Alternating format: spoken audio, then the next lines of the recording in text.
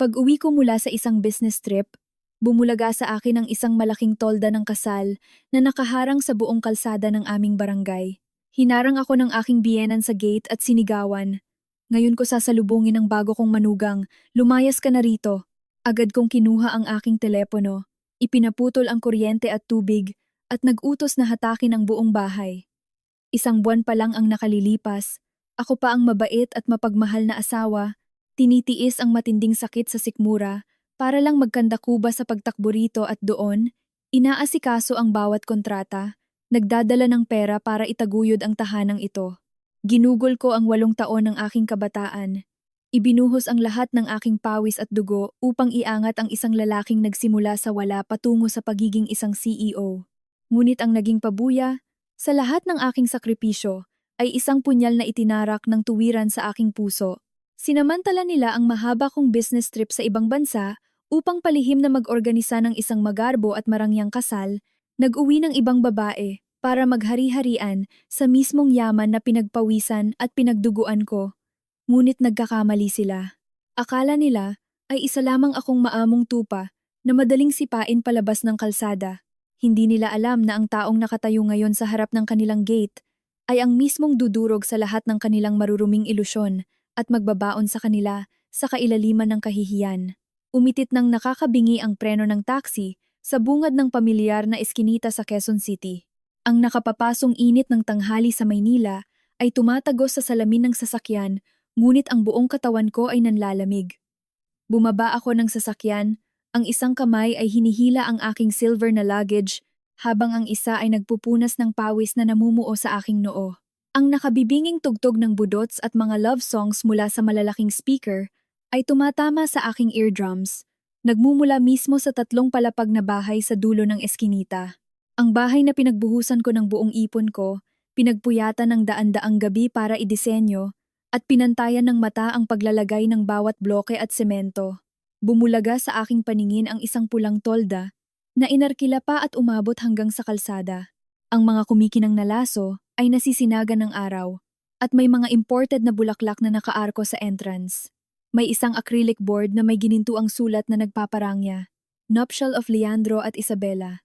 Nanigas ako sa kinatatayuan ko, habang ang hawakan ng maleta ay dumulas sa aking kamay, lumikha ng kaluskos nang tumama ang gulong nito sa kalsada. Leandro, iyon ang pangalan ng asawa ko. Ang lalaking 12 oras pa lang ang nakalipas ay tumawag sa akin. Sa malambing na boses, sinabi pa niyang, "Sobrang busy ko sa project meeting. Huwag mong kalimutang mag-ingat dyan sa abroad. Pag uwi mo, ipagluluto kita ng paborito mong sinigang na baboy." Nag-init ang ulo ko. Sa paligid, nagkukumpulan ang mga tsismosang kapitbahay. Nang makita nila akong nakatayo na parang estatwa sa bungad ng eskinita, sabay-sabay silang napatingin sa akin ng may halong kuryosidad, awa, at matinding pagkabigla. Naglakad ako na parang isang anino. Ang aking high heels ay lumilikha ng walang emosyong tunog sa sementadong kalsada sa bawat hakbang ko palapit sa toldang iyon. Nanikip ang aking dibdib. Ang pagtataksil ay hindi isang abstract na konsepto. Ito ay nasa harapan ko mismo maingay, magarbo, at napakalupit na gusto nitong durugin ang natitirang katinuan ko. Nang makalapit ako sa arkong puno ng puting rosas, isang figura ang nagmamadaling lumabas mula sa loob at humarang sa aking daraanan. Iyon ay si Doña Flora, ang biyenan ko. Suot niya ang isang matingkad na pulang Filipiniana gown na may burdang ibon. Ang kanyang buhok ay nakaakwanet at matigas, habang ang leeg at braso niya ay tadtad ng makikinang na gintong alahas. Ang mukha niya ay punong-puno ng makapal na make-up, ang labi ay kulay dugo. Ang nakangiti niyang pagbati sa mga bisita ay biglang nanigas nang magtama ang aming mga paningin. "Anong ginagawa mo rito sa ganitong oras? Hindi ba't sa susunod na linggo pa ang uwi mo?" Tiningnan ko siya. Ang aking mga mata ay pinasadahan ang kanyang nakakatawa at baduy na kaanyuan bago tumigil sa karatula ng ikinasal. Tila may nakabara sa aking lalamunan, pilit kong nilunok ang pait. At nang magsalita ako, ang boses ko ay mahina ngunit sintalim ng yelo. "Kung sa susunod na linggo pa ako uwi, paano ako aabot sa kasal ng sarili kong asawa, ma? Nasaan si Leandro? Palabasin niyo siya rito para mag-usap kami." Saglit na nataranta si Doña Flora, palihim na lumingalinga, para tingnan kung may nakikinig. Ngunit mabilis na nangibabaw ang kanyang natural na pagiging palengkera at mapagmataas. Namaywang siya, itinaas ang baba, at tiningnan ako mula ulo hanggang paa, sabay bulong sa pagitan ng kanyang mga ngipin. Umayos ka ng pananalita mo. Sinong tinatawag mong mama? Walang lugar sa bahay na ito ang isang babaeng baog. Matalas ang dila mo, pero kung may natitira ka pang hiya, talikuran mo na kami at kaladkarin mo ang maleta mo palayo. Huwag kang gumawa ng eksena at sirain ang pinakamasayang araw ng anak ko. Ang kanyang mga salita ay parang asidong isinaboy sa aking mukha. Baog. Tinawag niya akong baog. 10 taon na ang nakalilipas. Noong bagong kasal pa lang kami ni Leandro, purita at baon sa utang ang pamilya nila. Naaksidente si Leandro sa motor. At ako ang taong nagpuyat gabi-gabi sa public hospital, nagbenta ng lupang pamana ng mga magulang ko sa probinsya para lang mapondohan ang operasyon niya. Dahil din sa matinding pagod at stress sa mga buwang iyon, nakunan ako sa una naming anak at naging komplikado na ang aking matris na naging dahilan ng hirap kong magbuntis. Nilamon nila ng buo ang aking mga sakripisyo. Sinimut ang aking lakas at ngayon, ginagamit nila ang pinakamasakit na sugat ng isang babae para tapakan ako. Huminga ako ng malalim. Ang hangin ay nakakasakal, ang amoy ng litson, mga bulaklak at murang pabango ay sumasalpok sa aking ilong na nagpaduwal sa akin. Ang aking mga luha ay hindi man lang bumagsak, sumingaw ito dahil sa matinding puot na nagliliyab sa aking dibdib. Tumayo ako ng tuwid at tiningnan ng direkta sa mga mata ang nagkukunwaring kagalang-galang na biyenan. Masayang araw ng anak nyo? Doña Flora, nakalimutan nyo na ba kung paano gumagana ang batas sa Pilipinas? Ang marriage contract namin ni Leandro ay nasa loob pa ng vault. Ako pa rin ang legal niyang asawa. Nagpakasal kayo ng ibang babae dito. Hindi ba kayo natatakot na ipatawag ko ang mga pulis at ipabaklas ang toldang ito ngayon din? Nang marinig ni Doña Flora ang salitang pulis, medyo kinabahan siya. Ngunit inayos niya ang kanyang Filipiniana at ngumisi ng may matinding kayabangan. Humakbang siya palapit at idinuro ang kanyang daliring may pulang nail polish sa mukha ko. Sige, tumawag ka ng pulis. Tingnan natin kung sinong mapapahiya.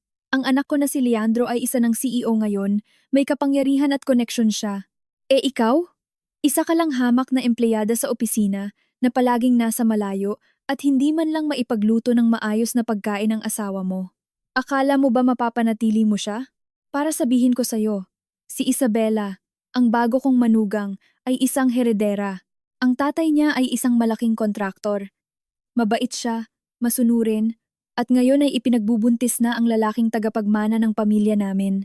May bago na akong manugang, may tagapagmana na ako, kaya lumayas ka na sa paningin ko.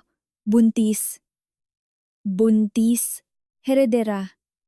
Mayamang pamilya. Ang mga huling maruruming piraso ng puzzle ay unti-unting nabuo sa aking isipan.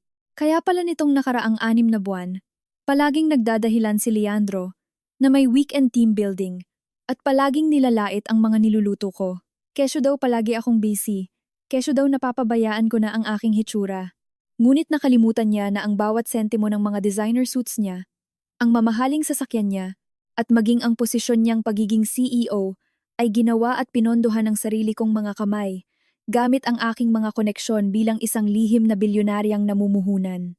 Akala niya ay isa lamang akong hamak na empleyada dahil pinili kong manatili sa likod, tinatago ang tunay kong pagkatao para protektahan ang marupok na ego ng isang walang kwentang lalaki. Hindi ako sumigaw.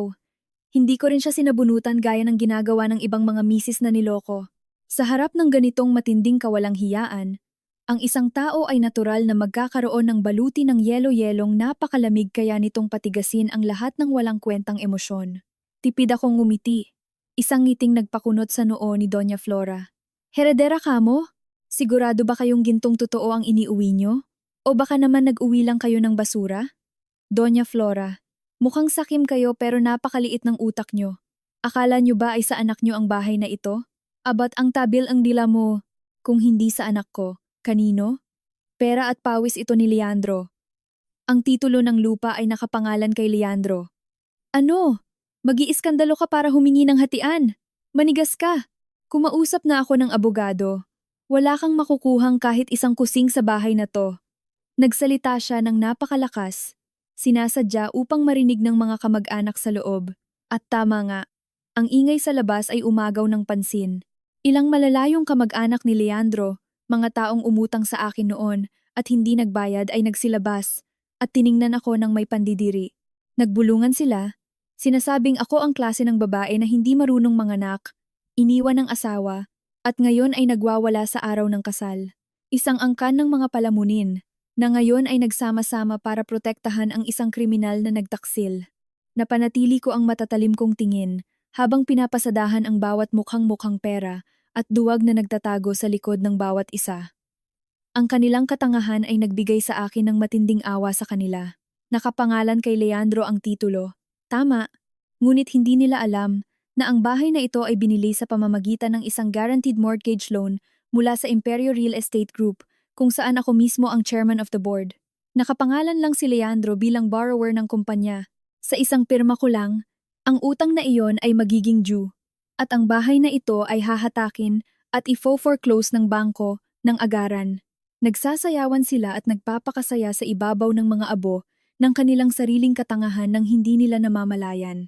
Hindi niyo ako kailangang ipagtabuyan. Ang basurang marumi na ay hindi ko na muling gagamitin. Ngunit bago ako umalis, kailangan kong makita si Leandro.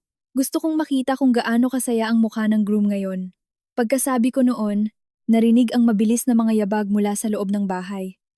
Ang lalaking binigyan ko ng 8 taon ng aking kabataan, inalagaan ang bawat subo at tulog, ay nakatayo ngayon sa aking harapan bilang isang makisig na groom. Ang kanyang puting suit na pasadya ay nakabakat sa kanyang katawan, ang buhok ay puno ng pumada at may pulang rosas sa kanyang kaliwang dibdib. Ang kakisigan niya ngayon ay kabaligtaran ng kanyang kaawa-awang kalagayan noong nakahiga siya sa ospital. Naghihintay na pirmahan ko ang consent para sa operasyon niya maraming taon na ang nakalipas.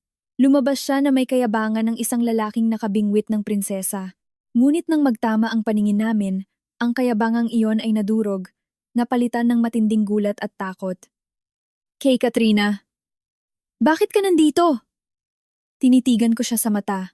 Walang luha, walang pagsigaw. Ang puso ko ngayon ay parang isang tipak ng yelo na 1,000 taon na ang tanda, malamig at matigas. Humakbang ako palapit, ang tunog ng aking sapatos sa semento ay tila tumiklop sa kanya para umatras. Bakit ako nandito? Magandang tanong, Leandro. Kung hindi ako umuwi, paano ko malalaman na may interes pala ang asawa ko na mag-groom ulit? 'Di ba sabi mo busy ka sa project? Ang project mo ba ay mag-uwi ng kabit sa bahay na ipinundar ko? Manahimik ka. Maraming tao rito. Huwag kang gumawa ng eksena. Pabulong niyang banta. Pag-usapan natin to. Pag-uwi ng mga bisita, mag-uusap tayo ng maayos. Sumakay ka muna ng taxi at umuwi sa pamilya mo. Nakikiusap ako. Irespeto mo naman ako. Respeto? Anong karapatan mong humingi ng respeto sa akin? Isang lalaking palihim na nag-organisa ng kasal, kahit hindi pa annulled sa kanyang legal na asawa, alam ba ang salitang respeto? Leandro, anong ginagawa mo? Bakit mo pa kinakausap yan? Palayasin mo na! Singit ng biyenan ko. Babaeng baog, laging wala at hindi maasikaso ang asawa, kaya tama lang na humanap siya ng iba. Si Isabela ay nagdadalang tao ng tagapagmana natin. Siya ay heredera. Pag ito nagwakas at nakunan ang manugang ko, dahil sa paninira mo, magkakamatayan tayo. Tama si Mama, sagot ni Leandro, kumukuha ng lakas ng loob. Katrina, tingnan mo ang sarili mo. Puro ka trabaho. Kapag nagkakasakit ako, wala ka. Iba si Isabela. Naiintindihan niya ako. Malambing siya. At dinadala niya ang dugo ko.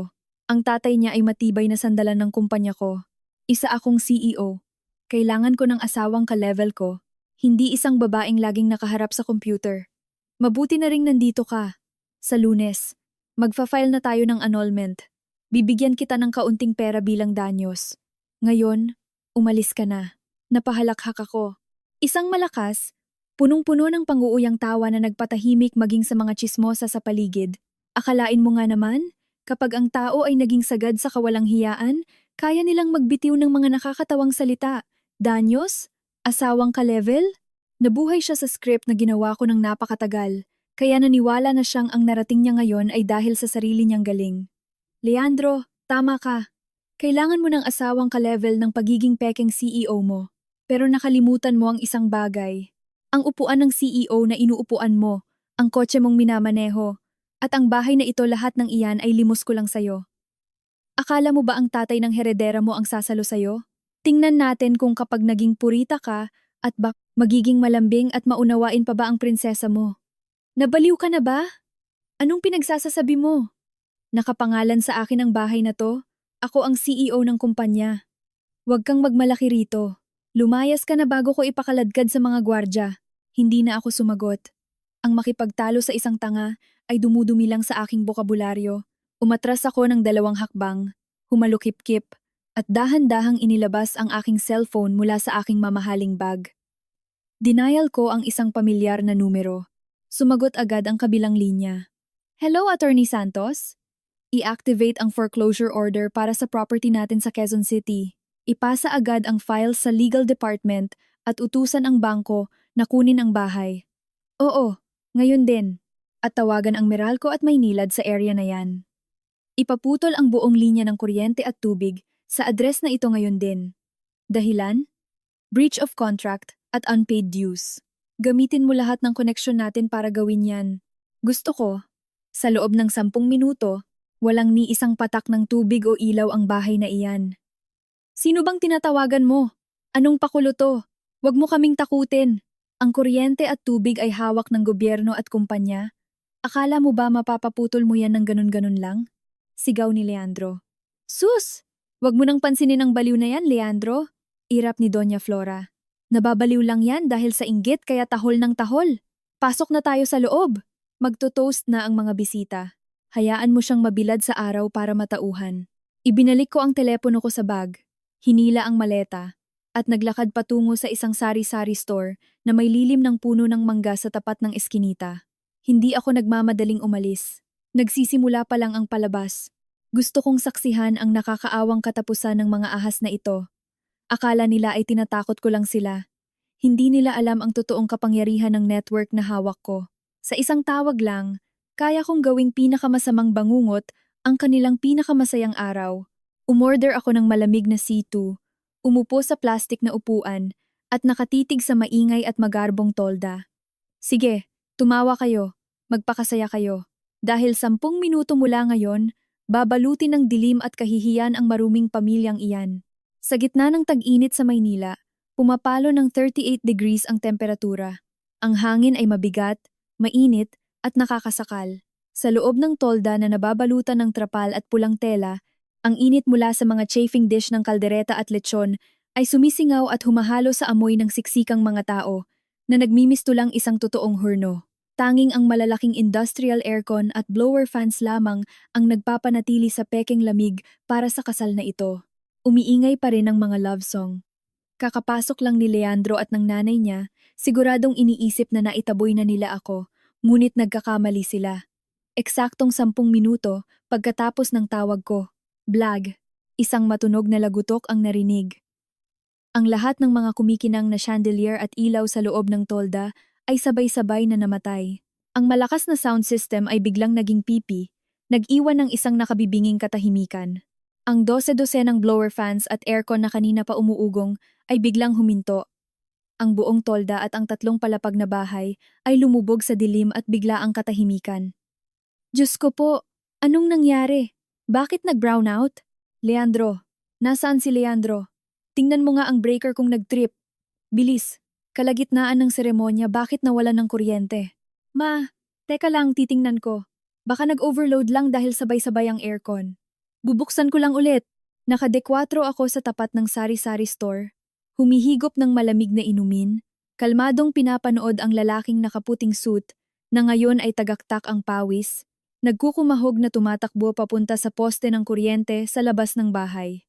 Taranta niyang binuksan ang breaker box, itinaas baba ang switch ng paulit-ulit pero walang nangyari. Ilang minuto ang lumipas, ang malahurnong init ay nagsimulang umatake sa loob ng tolda. Mahigit 100 bisita ang nagsimulang magreklamo. Walang bentilador, walang aircon, nakakulong sa loob ng trapal kasama ang maiinit na pagkain tila isang pressure cooker ang buong lugar. Leandro, ano na? Yung mga biyaehan natin galing sa pamilya ng babae, pawis na oh. Si Isabela, nahihirapan ng huminga. Hulas na yung makeup niya, bilisan mo anak. Ma, hindi sa breaker natin. Putol talaga yung linya sa labas. Tatawagan ko lang ang Meralco. Bakit naman naputol sa ganitong sagradong oras? Letse naman oh. Inilabas niya ang phone niya. Nanginginig ang kamay na nagdial. Ang pawis sa noo niya ay nagpabagsak sa buhok niyang punong-puno ng pumada. Ang puting polo niya sa loob ng suit ay nagsimulang mamantsahan ng malalaking bakat ng pawis. Baliw na baliw siyang tumatawag ngunit wala siyang magawa. Walang sino man sa mga koneksyon niya ang makakabangga sa utos ko na i-freeze ang account nila. Sa loob ng tolda, palakas ng palakas ang bulungan. Ang mga bisitang nakabihis ng barangya ay nagsimula ng magpaypay gamit ang pamaypay, karton o tissue. Ang amoy ng mamahaling pabango ay nahaluan ng asim ng pawis. Ang amoy ng mga pagkain na hindi na panatiling malamig ay nagsimulang manira. Nagsimula na ang mga reklamo. Ang mga caterer ay nagpanik dahil hindi gumagana ang mga induction cooker. Ang mga hilaw na karne at isda ay nagsimulang bumaho sa ilalim ng init. Naku po, patay tayo. Nasaan na yung mga waiter? Kumuha kayo ng yelo, ipamaypay nyo sa mga bisita. Bigyan nyo ng malamig na tubig ang mga biyaenan. Ngunit isang malaking dagok na naman ang tumama kay Doña Flora. Isang tagaluto ang sumigaw mula sa kusina. Wala pong tubig. Tuyot po ang gripo. Anong nangyayari sa bahay na to? Nawalan ng tubig? Walang mahugasang plato? Walang panggawa ng yelo? Pati banyo tuyong-tuyo? Ma'am, nagrereklamo na po ang mga bisita. Ang baho na ng banyo. Ang sitwasyon ay isang kumpletong sakuna. Ang kasal na idinisenyo para maging magarbo at mayabang ay naging isang napakahiyang trahedya. Walang kuryente at tubig sa kalagitnaan ng Mayo sa Maynila. Hindi na kinaya ng mga bisita at nagsimula na silang magtayuan para umuwi. Ang mayamang pamilya ng babae na pinagmamalaki ng biyenan ko ay nakakunot noo, galit na hinila ang kamay ng bride palabas para makahinga. Ang bagong bride, si Herederang Isabela, ay nawalan ng poise. Buhat-buhat ang mabigat niyang wedding gown. Basang-basa ng pawis at nagwawala. Sinisigawan si Leandro. Pinapanood ko silang magdusa sa basurang sila mismo ang gumawa. Si Leandro, gusot-gusot na ang puting suit, ay nakayuko at halos lumuhod sa paghingi ng tawad sa pamilya ng babae. Si Doña Flora ay nagpabalik-balik, buhaghag ang buhok, kalat ang makeup, mukhang isang payaso. Pinangarap nila ang isang marangyang kasal para magyabang sa buong mundo. Ngunit hindi nila naiintindihan na kapag kinuha mo ang buhay ng iba, babayaran mo ito ng sarili mong dangal. Ininom ko ang huling patak ng C2. Ang tamis nito sa aking lalamunan ay may dalang matinding kasiyahan na may halong kalupitan. Dati kong inalagaan ang pamilyang ito, itinuring na buhay. Ngunit nang sila mismo ang tumapon sa aking dignidad, ipapatikim ko sa kanila kung paano madurog ng kapangyarihan at pera. Ang dilim ay hindi lang bumalot sa toldang ito. Sinisimulan na nitong lamunin ang buong buhay ng lalaking taksil at ng malupit na biyenan. Habang pinapanood ko ang kaawa-awang anyo ni Leandro na tumatakbo rito at doon na basang-basa ng pawis, biglang lumutang ang isip ko sa mga alaala ng 8 taon na ang nakalipas. 8 taon. Isang mahabang panahon para baguhin ang isang 20 anyos na babaeng puno ng pangarap at pag-asa tungo sa isang babaeng naging manhid at malamig na parang bato. Napakalupit ng alaala. Parang isang sugat na hindi kailanman gumaling. Isang ihip lang ng malamig na hangin at muli itong dudugo at dudurugin ang puso mo. Noon, kami ni Leandro ay mga fresh graduate lamang na may wagas na pag-ibig at walang anumang yaman. Sobrang hirap ng pamilya niya. Maagang namatay ang ama niya at mag-isang nagtinda ng kakanin sa bangketa si Doña Flora para mapag-aral siya, pasan-pasan ang patong-patong na utang dahil sa asawang sugarol. Kailanman ay hindi ko diringnan ang kahirapan niya. Minahal ko ang kabaitan niya. Ang paraan ng paghawak niya sa kamay ko habang naglalakad sa luneta, nangangako ng isang maliit na bahay na puno ng tawanan. Naniwala ang tangang ako na basta't magkasama kaming dalawa, kaya naming tuyuin ang Manila Bay. Ngunit dumating ang trahedya. Noong mismong taon na balak naming magpakasal, na aksidente siya sa motor.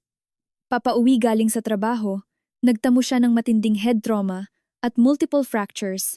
Umiling ang doktor at sinabing ang gastos sa operasyon at ICU ay aabot ng daan-daang libo, isang halagang imposibleng makuha para sa amin noon. Ang nanay niya, si Doña Flora, ay lumuhod at niyakap ang aking mga binti, umiiyak ng buong pait sa hallway ng ospital. Katrina, parang awa mo na. Iligtas mo si Leandro. Siya ang buhay ko. Alam kong may lupang pamana ka sa probinsya. Ipagbili mo para iligtas siya. Pangako, kaming mag-ina ang magiging alipin mo para mabayaran ang utang na loob na ito. Maawa ka sa amin. At ako, ang tangang nagmamahal, ay tumango. Ibinenta ko ang huling kapirasong lupa na pinag-ipunan ng mga magulang ko para sa akin. Ibinuhos ko ang lahat ng pera pambayad sa ospital, pati na sa mga utang ni Doña Flora sa mga 5,006 at loan sharks para sa pangaraw-araw na gastos. Sa loob ng 6 na buwan, paralisado si Leandro. Sa umaga, pinipiga ko ang sarili ko sa trabaho. Sa gabi, tumatakbo ako papuntang ospital. Ako ang nagpapalit ng kanyang arinola, nagpupunas sa kanyang katawan, at nagpapakain sa kanya ng lugaw. Ang amoy ng alkohol, dugo, at ospital ang naging alingaw-ngaw ng aking kabataan. Ngunit ang pinakamasakit na sakripisyo ay hindi doon natapos. Nang gabing nagkumbulsyon si Leandro, sa sobrang taranta kong tumakbo para maghanap ng doktor, nadulas ako sa basang hagdan. Ang pagkadulas na iyon, ang kumuha sa unang anak na nabubuo pa lamang sa aking sinapupunan at tuluyan ring kumuha sa kakayahan kong maging ina ng natural habang buhay. Nagising ako sa kama sa ospital, namimilipit sa sakit ang tiyan, ang dugo ay mantsang-mantsa sa puting kumot. Tiningnan ako ng doktor ng may labis na awa at ipinaalam na nasira ng malala ang aking matris. Umiyak si Leandro noon, niyakap ako, at sumumpa ng mga salitang hanggang sa kamatayan ay hindi ko makakalimutan. Katrina, patawarin mo ako dahil sa akin, nawalan ka ng anak, nawalan ka ng kinabukasan. Sumpa ko sa langit at lupa, sa buhay na ito, ikaw lang ang kaisa-isang asawa ko. Kahit hindi ka na magkaanak, mamahalin at poprotektahan kita hanggang sa huling hininga ko. Kung sino man ang mang-insulto sa'yo, itataya ko ang buhay ko para labanan sila. Ang sumpa ng mga lalaki ay tangay ng hangin, ngunit ang sakit sa mga babae ay nakatanim sa puso. Gumaling si Leandro at nagpakasal kami sa huwes na walang anumang handaan. Hindi ako humingi ng higit pa dahil naisip kong pagkatapos lampasan ang kamatayan, ang mga material na bagay ay hindi na mahalaga. Patuloy akong nagpakasubsob sa paghahanap ng pera. Gamit ang aking matinding talino at diskarte sa negosyo, mabilis akong umangat. Nagtayo ako ng sariling kumpanya. Naging utak sa likod ng malalaking real estate projects. Ngunit para mapanatili ang dignidad ng asawa ko, hindi ako kailanman lumabas sa publiko.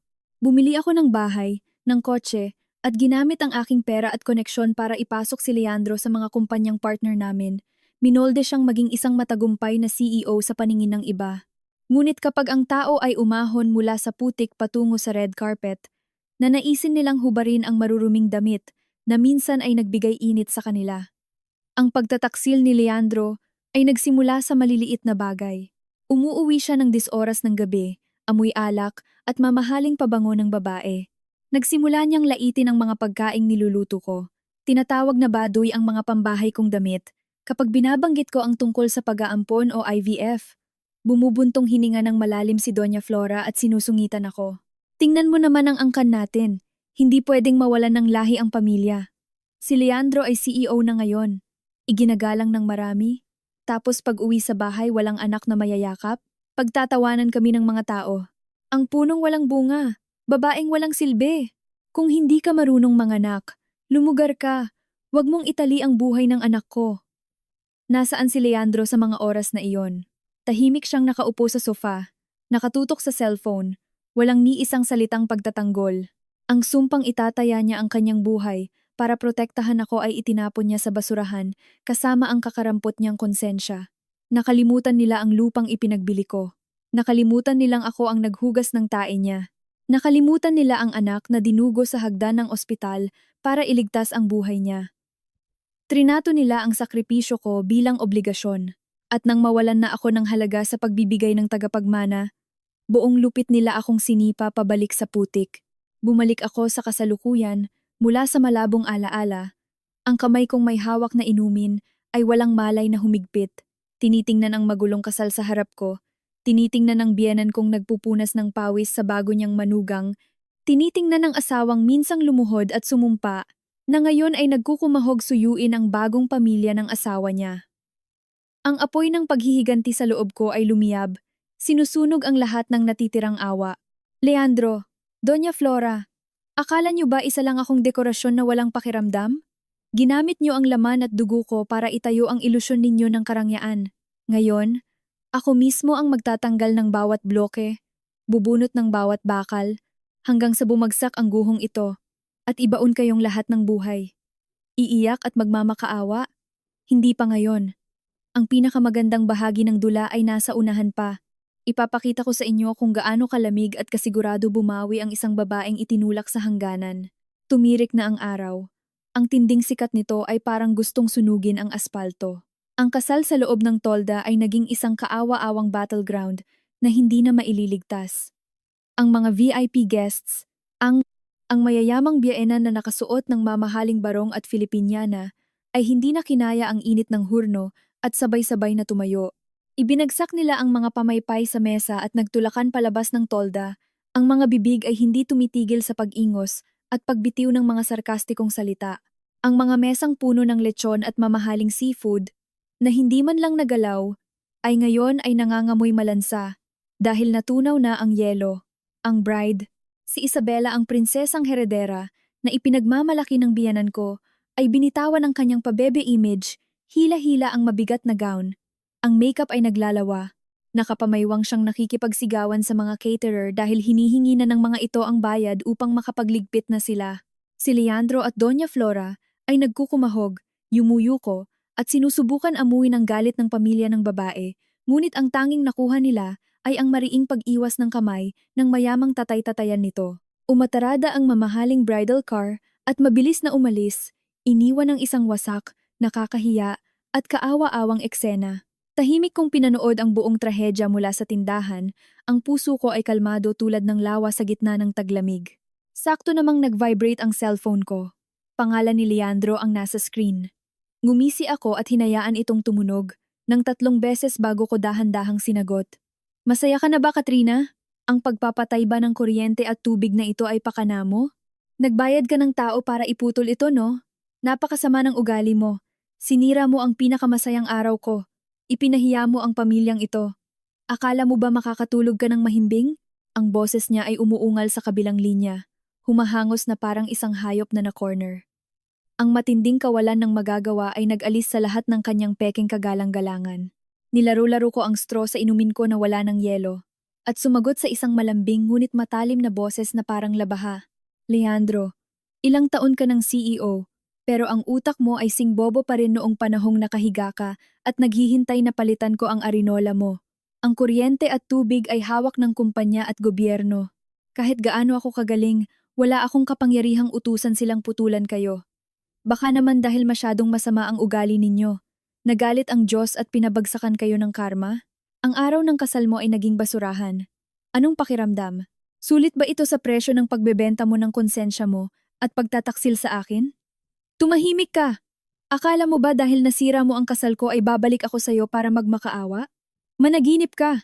Para sabihin ko sa'yo, si Isabela ay isang anak mayaman. Ang tatay niya ang presidente ng pinakamalaking supplier ng construction material sa lungsod. Ang yaman ng pamilya niya ay kayang durugin ang isang hamak na empleyada na sumasahod lang ng minimum wage na tulad mo. Kahit anong paninira mo, manugang pa rin ako ng mayaman. Makakakuha pa rin ang kumpanya ko ng milyon-milyong investment. At ikaw, sa Lunes, itataboy kita sa korte. Palalayasin kita sa buhay ko ng walang ni isang kusing. Sumigaw si Leandro, pilit kumakapit sa ilusyon ng yaman na kanyang sinasamba para takutin ako. Nang marinig ko iyon, hindi ako nagalit. Nakaramdam lamang ako ng matinding awa. Isang taong sakim sa kapangyarihan at pera, na bulag na pumasok sa isang murang patibong, tapos feeling niya nakakuha siya ng ginto. Herederang anak mayaman? Presidente ng supplier? Leandro, hindi mo ba inimbestigahan ang background ng bago mong asawa bago mo siya iuwi? O nabulag ka na ng mga designer bags niya at ilang libreng kain sa labas? Anong pinagsasasabi mo? Huwag kang gumawa ng kwento para siraan si Isabela. Naiinggit ka lang dahil bata siya, maganda, mayaman, at ngayon ay pinagbubuntis ang tagapagmana ng pamilya ko. Isang baog na tulad mo, hindi aabot sa kalingkingan niya. Inggit? Hayaan mong liwanagan ko ang utak mong puno ng hangin. Ang Isabela mo ay may totoong pangalan na Marites, galing sa isang mahirap na probinsya. Ang tatay niya ay hindi presidente ng kahit anong kumpanya. Isa siyang sugarol na nagtatago sa batas. Yung taong nag-acting na biyenan mo kanina na puro ginto ang kamay. Isang extra lang yon na binayaran niya ng 2,000 piso kada araw para magpanggap. Ang prinsesa mo ay isang raketera at promodizer na target ang mga lalaking feeling mayaman. Nakita ka niya. Nakakotse, nakasuit, CEO pa ang title. Akala niya mayaman ka kaya pinaako niya sa'yo ang tiyan niya. Sumasalo ka na nga lang ng similya ng iba. Proud ka pang tagapagmana yan? Tumahimik ka. Hayop kang manloloko ka. Huwag kang mag-imbento. Narinig ko ang matinis na boses ni Doña Flora na sumingit sa telepono. Inagaw niya ang phone at nagmumura. Bumili si Isabela ng 24K gold bracelet para sa akin. Nangako pa ang tatay niya na bibilhan si Leandro ng mansyon sa labas ng Maynila bilang regalo. Sinasadya mo lang itong sabihin para sirain ang pamilya ko. Ibaba mo na yan, Leandro. Huwag mong pakinggan ang baliw na yan. Ang kasakiman ay tuluyang bumulag sa katinuan ng matandang ito. Isang pekeng gintong bracelet at pekeng pangako ng mansyon sa hangin, ang sapat na para ibenta ng matandang iyon ang lahat ng utang na loob. Nag-uwi ng estranghero para tapakan ang manugang na nagbenta ng lupa at dugo para iligtas ang anak niya. Totoo man o pekeng ginto, yan, ipacheck nyo sa pawn shop para malaman nyo. At yung mansyon sa labas ng Maynila? Sige, maupo kayo at maghintay. Nasabi ko na ang gusto kong sabihin. Nagbabala ako hindi. Dahil may awa pa ako sa basura niyong pamilya, kundi para ipaalam sa inyo na deserve ninyo ang mga basurang niyayakap ninyo ngayon. I-enjoy nyo ang honeymoon nyo. Dahil bukas, magsisimula na ang totoong bangungot. Mariin kong pinatay ang tawag at itinapon ang cellphone sa aking bag. Wala akong pakialam kung maniniwala sila o hindi. Kapag ang tao ay lasing sa sarili nilang ilusyon, sayang lang ang oras sa paggising sa kanila. Hayaan mo silang yakapin ang ilusyon nilang kayamanan.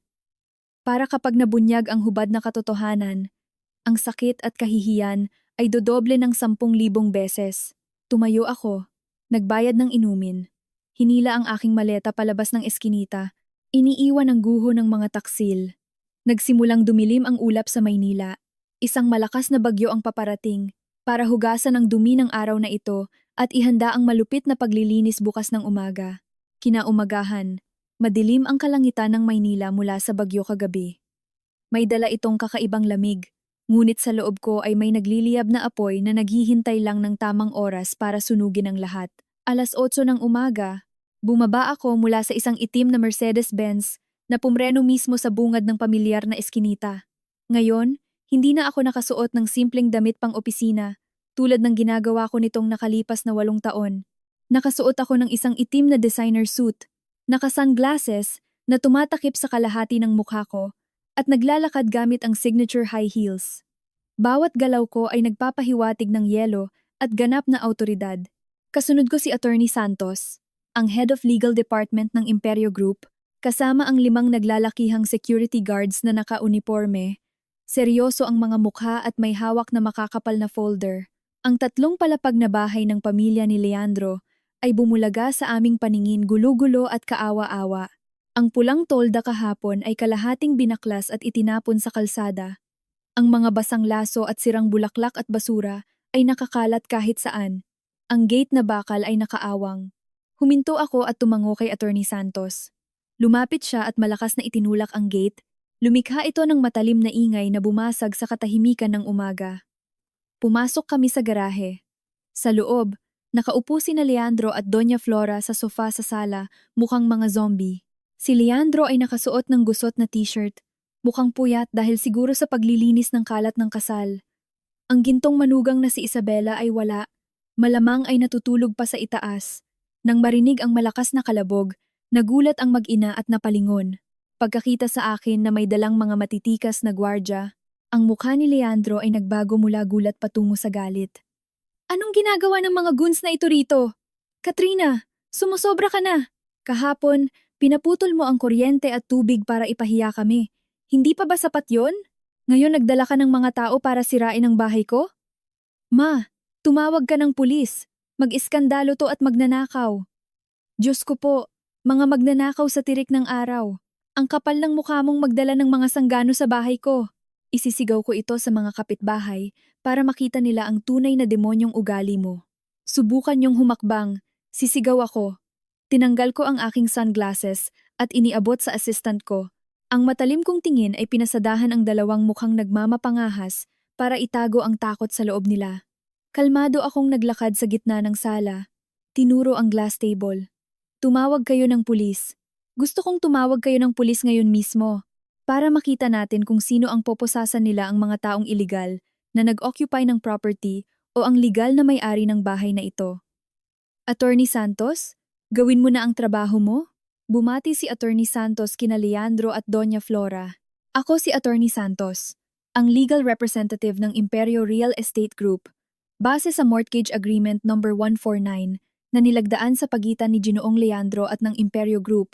Ang bahay na ito ay ginamit bilang collateral para sa isang negosyong pautang na nagkakahalaga ng 5 milyong piso. Dahil nilabag ni Ginoong Leandro ang mga kondisyon ng kontrata tungkol sa paggamit ng pondo at may ebidensya ng pagtatago ng assets, nagbaba ng desisyon ang kumpanya na bawiin ang collateral. Simula sa sandaling ito, ang bahay na ito ay legal na pag-aari at nasa pamamahala ng Imperio Group. Inaatasan kayong dalhin ang inyong mga personal na gamit at lisanin ang property sa loob ng 1 oras.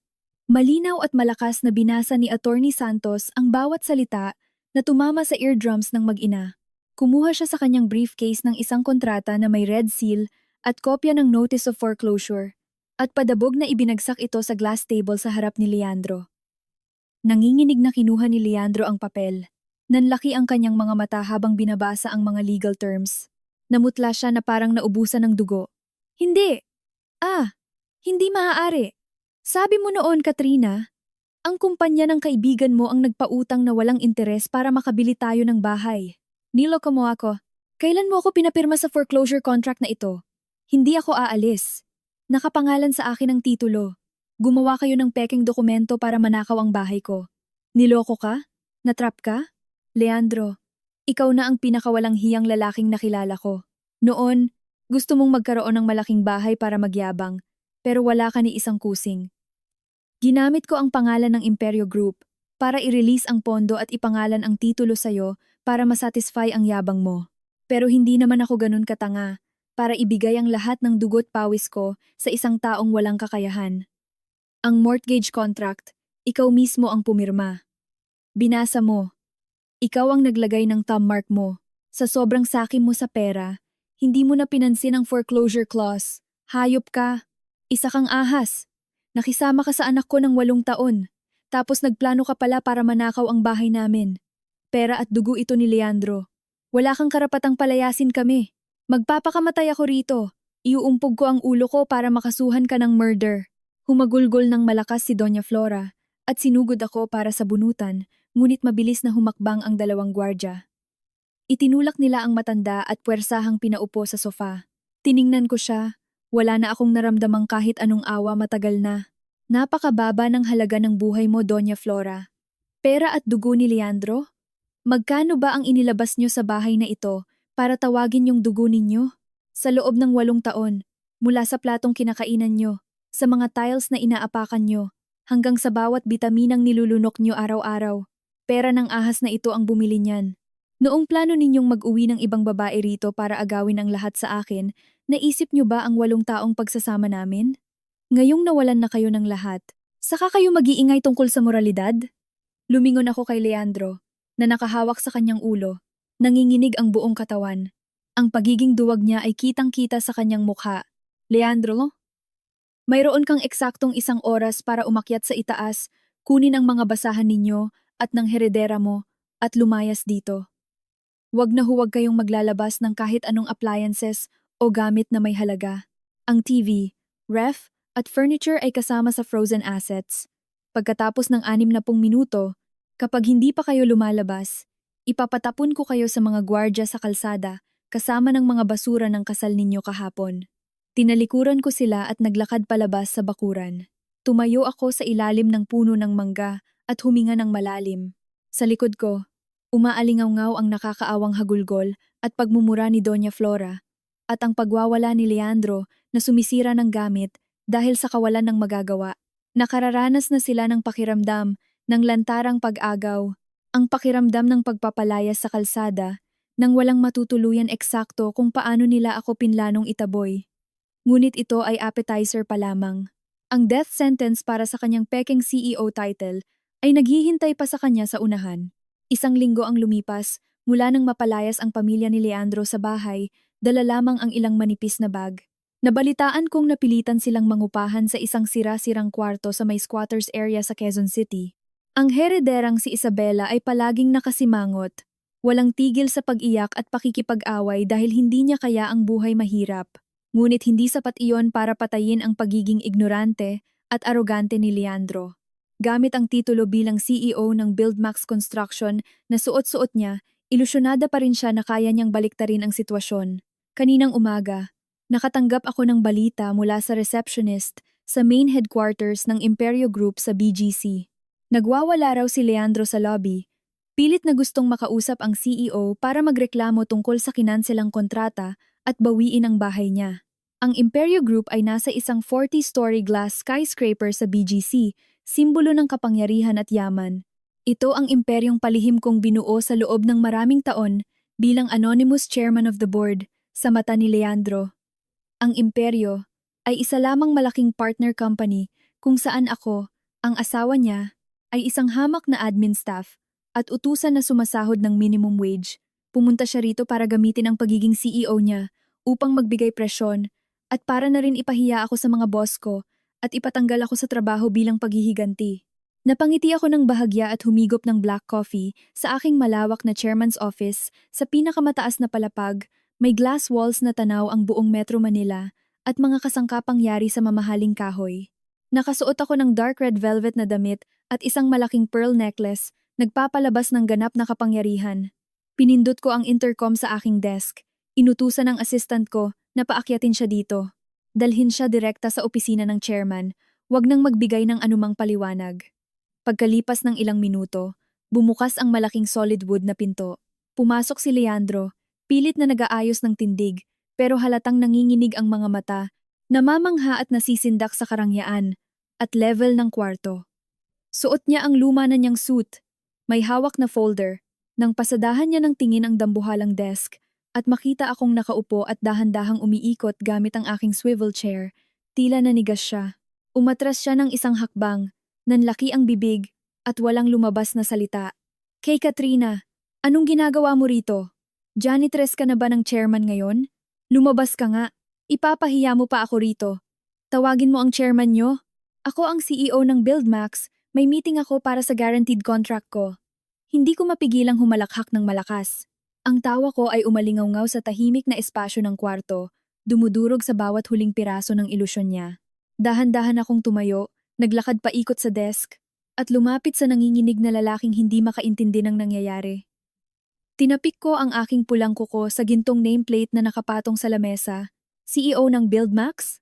Janitress?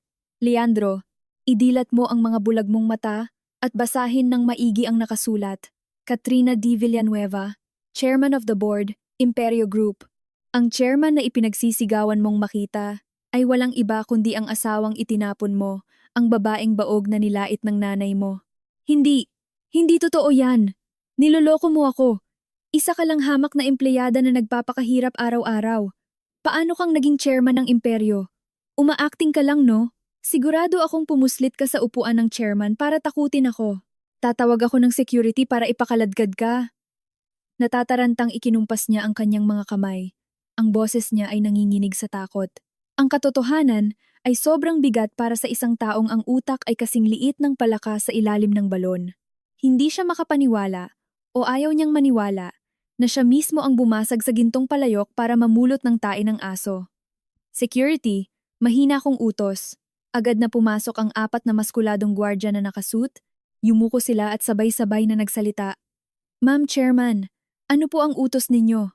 Kinumpas ko ang kamay ko para sabihing magbantay lang sila sa pinto. Nanginig ang mga binti ni Leandro, umatras siya at bumagsak sa leather sofa. Namutla siya na parang patay at tagaktak ang pawis. Leandro, akala mo ba ang Buildmax mo ay may kwenta para makakuha ng bilyon-bilyong halaga ng kontrata? Akala mo ba ang bobo mo at wala kang koneksyon? Tapos bigla ka na lang naging CEO? Sa loob ng 8 taon, ako ang nasa likod ng kurtina. Ginamit ko ang pera ng imperyo. Ginamit ko ang pangalan ko para bombahan ng pondo ang Buildmax mo. Nilinis ko ang daan, para makaupo ka sa pwestong iyan at maprotektahan ang ego ng isang walang kwentang lalaki. Binihisan kita ng mga branded, binigyan ng magandang sasakyan. Ginawa kitang isang makinang na puppet. At ikaw na puppet, naniwalang ikaw ang hari. Ginamit mo pa ang pera ko para mambabae. At ginamit ang kumpanyang itinayo ko para laitin ako. Katrina. Kay Katrina. Mali ako. Nalinlang ako ni Isabela. Ginayuma niya ako. Tumanda ng paurong ang nanay ko. Kaya kung ano-anong sinasabi niya. Nagmamakaawa ako sa'yo. Chairman ka na. Ang yaman-yaman mo na. Palagpasin mo na ako. Ibalik mo yung bahay sa amin. Hayaan mo na ang BuildMax na ipagpatuloy ang projects natin. 8 taon tayong mag-asawa. Hindi mo pwedeng kalimutan yon. Utang na loob? Nang yakapin mo ang ibang babae sa kama. Naisip mo ba ang utang na loob? Nang tawagin ako ng nanay mong baog. Naisip mo ba ang utang na loob? Ang isang walang utang na loob na tulad mo ay walang karapatang banggitin ang mga salitang iyan sa harapan ko. Inihagis ko ang isang makapal na folder sa glass table. Ang mga puting papel na may itim na ink ay sintalim ng kutsilyo na pumuputol sa huling daan niya para mabuhay. Ito ang opisyal na notice of termination para sa lahat ng kontrata ng Imperyo at BuildMax. At isa pa, nag-audit ang team namin. Ang mga materyales na kinurakot mo, ang mga ghost projects na ginawa mo para pondohan ang pag-aalaga mo sa babaeng iyon, kinolekta ko lahat ng ebidensya. Ang BuildMax mo ay may utang at breach of contract na umaabot sa 20 milyong piso. Kung hindi mo ito mababayaran sa loob ng 1 buwan, ididiretso ang file na ito sa NBI at kapulisan para sa kasong estafa at embezzlement. 20 milyon? Katrina, pinapatay mo ba ako? Saan ako kukuha ng ganyang kalaking pera? Wala na akong pera. Nawala na lahat sa akin. Iligtas mo ako. Luluhod ako at magiging aso mo. Bumagsak siya mula sa sofa papunta sa sahig. Lumuhod at niyakap ang aking mga binti, umiiyak ng napakalakas na parang isang asong nabalian ng paa. Ang kayabangan ng isang CEO ay nawala ng tuluyan. Malamig kong inalis ang binti ko mula sa kanyang maruruming kamay at tiningnan siya mula sa itaas ng may matinding pandidiri. Ikaw ang pumili ng ikamamatay mo. Binigyan kita ng pagkakataon na maging tao, pero mas pinili mong maging hayop. Security. Kalad ka rin niyo palabas ang taong ito. Bawal na siyang makatungtong dito habang buhay. Ang mga hiyaw at pagmamakaawa ni Leandro ay humina ng sumara ang pinto ng elevator. Nakatayo sa rurok ng tagumpay at pinapanood ang taong minsan ay tumapak sa akin na ngayon ay nadudurog sa ilalim ng aking takong. Hindi ako nakaramdam ng kayabangan. Nakaramdam lang ako ng kakaibang kapayapaan. Ang tumor na nagngangalang Leandro ay tuluyan nang naalis. Ngunit hindi pa tapos ang dula. Dahil sa maliit nilang inuupahang kwarto, ang karma na nagngangalang Isabela ay magsisimula pa lang. Madalas magbago ang panahon sa Maynila pagdating ng Mayo, paminsan-minsan uulan ngunit mag-iiwan lang ito ng mas matindi at nakakasakal na halumigmig. Ngunit ang init sa labas ng aking milyon-milyong pisong penthouse ay walang panama sa lindol na sumalanta sa maliit na kwartong inuupahan ni na Leandro at Doña Flora sa squatters area. Gaya ng inaasahan ko, ang isang dulang itinayo sa kasinungalingan, kasakiman, at ilusyon ay nakatakdang gumuho anumang oras. Kaninang umaga, habang umiinom ako ng chamomile tea sa balcony, nagpadala ng video ang private investigator na binayaran ko. Naglalaman ito ng magulong eksena mula sa inuupahang kwarto nila. Minsan, ang karma ay dumarating ng sobrang bilis at lupit na kahit ang mga taong nakararanas nito ay hindi namamalayan na nahulog na sila sa bangin. Ang video ay kuha mula sa anggulo ng isang tsismosang kapitbahay. Sa loob ng makitid at maduming eskinita na may bubong na yero, si Doña Flora ang matandang biyenan na suot pa noon ang pulang Filipiniana at purong ginto ay nakaupo ngayon sa maputik na lapag. Gusot at madumi ang damit niya, ang buhok ay parang pugad ng ibon. Nakahawak siya sa kanyang dibdib, humahagulgol, at inuumpog ang ulo sa kinakalawang na gate. Umaalingaw-ngaw ang iyak niya, kaya nagkagulo ang mga tsismosa sa paligid.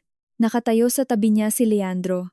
Namumutla at parang nawalan ng kaluluwa, nanginginig ang kamay na may hawak na punit na piraso ng notebook paper. Ang mga tao ay nagbubulungan, ang iba ay natatawa at umiiling. Ang palabas tungkol sa herederang manugang at tagapagmana ay nagwakas na, sa kasabihan nga ng mga Pilipino na nakawan ang magnanakaw. Ayon sa report ng investigador, ang bride na si Isabela o mas kilala bilang Marites ang ahas na galing din sa hirap, ay ipinakita ang tunay niyang kulay nang wala pang isang linggo matapos maranasan ang kahirapan. Noong una, nang mapalayas sila sa bahay sa Quezon City, naniwala pa rin siyang CEO si Leandro. Naisip niyang gimmick ko lang ang pagbawi sa bahay. Nagtiyaga siya sa pag-asang mababawi nila ito. Ngunit nang umuwing mukhang patay si Leandro mula sa Imperyo Group, dala ang balita na baon siya sa 20 milyong pisong utang, na-realize ni Isabela na ang gintong minahan na hinukay niya ay isa lamang imburnal na binalot sa magandang papel. Isang propesyonal na raketera, paano siya papayag na mabulok ang kabataan niya sa mainit na kwarto, kumakain ng sardinas at nakikinig sa bunganga ng matandang biyenan? Kaya kagabi, habang lasing na lasing si Leandro dahil sa depresyon, at si Doña Flora ay tulog na tulog dahil sa pagod kakapulot ng kalakal, kumilos si Isabela. Hinalughog niya ang buong kwarto. Kinuha niya lahat ng perang natira mula sa mga nag-abot noong kasal, mga sobrang inutang pa ng mga kamag-anak ni Leandro para makasipsip sa CEO. Ang pinakamalala, nilansag niya ang lumang kahoy na higaan ni Doña Flora at kinuha ang passbook na naglalaman ng 300,000 pesos, ang perang pasikretong naipon ng matanda mula sa sustento ko sa kanya sa loob ng 8 taon. Kinuha rin niya ang mga pekeng ginto na nireregalo niya noon, pati na ang kaisa-isang tunay na gintong kwintas ni Doña Flora. Pagkatapos, nag-iwan siya ng note mula sa notebook at naglaho sa dilim ng Maynila. Diyos ko po, nawala na lahat. Mamamatay na ako, Leandro.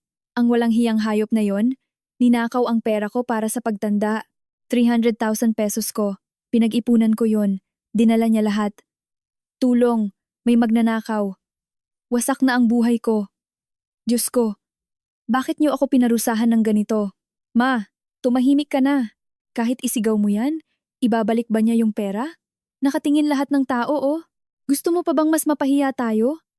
Sabi ko naman sa'yo, itago mong maigi yung pera. Pinakita mo pa kasi sa kanya. Wala na tayong magagawa. Bobo ang babaeng yun eh. Abat ako pa sinisi mo. Hayop kang walang utang na loob. Kasalanan mo to. Dahil sa kakatihan mo. Iniuwi mo ang babaeng yon at iniwan mo si Katrina. Kaya tayo nandito ngayon. Tagapagmana? Peke yung tiyan niya.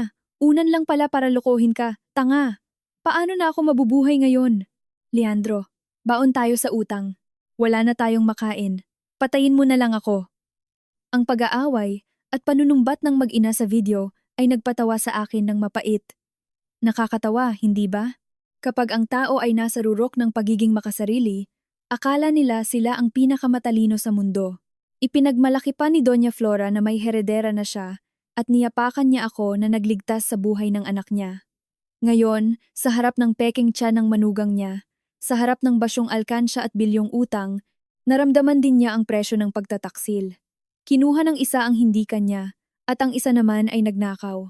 Ginamit nila ang kasinungalingan para agawin ang dugo't pawis ko, at ngayon sila rin ay naging biktima ng mas malaking kasinungalingan at ninakawan hanggang sa kahuli-hulihang hibla ng damit. Karma ito, ang perpektong balanse ng universo. Sa video, galit na kinukusot ni Leandro ang papel.